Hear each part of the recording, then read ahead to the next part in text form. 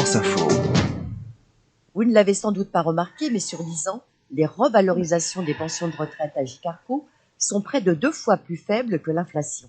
La Jicarco a fixé à 1% la revalorisation des pensions de retraite complémentaires des anciens salariés du privé, soit 0,5 points en dessous de l'inflation actuelle.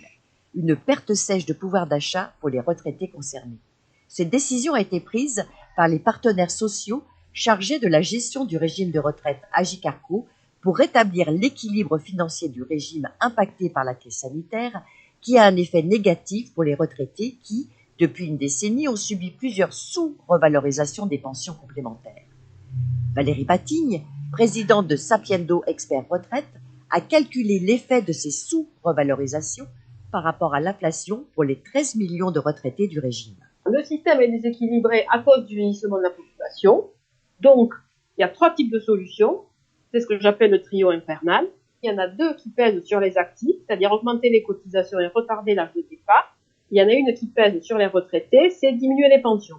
Une des façons de diminuer les pensions, c'est de les revaloriser moins que l'inflation. C'est ce qui vient d'être fait. Et il y a des régimes de retraite à qui on a assigné un objectif d'équilibre financier, c'est-à-dire c'est des régimes qui publient des comptes, qui publient le montant de leurs ressources, c'est-à-dire le montant des cotisations, le montant de leurs charges, c'est-à-dire leurs prestations, qui ont des résultats techniques, des résultats financiers et des réserves, qui sont très transparents, qui publient et qui ajustent les revalorisations, etc. et l'impact que ça a.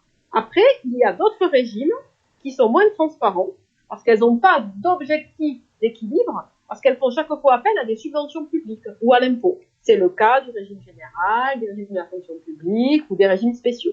Donc, face à cette obligation de transparence financière et d'équilibre des comptes, tous les régimes ne sont pas logés à la même enseigne.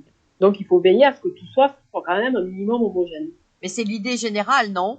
L'idée générale, c'est d'aller vers plus de transparence et plus d'homogénéité et d'équité entre les différents régimes.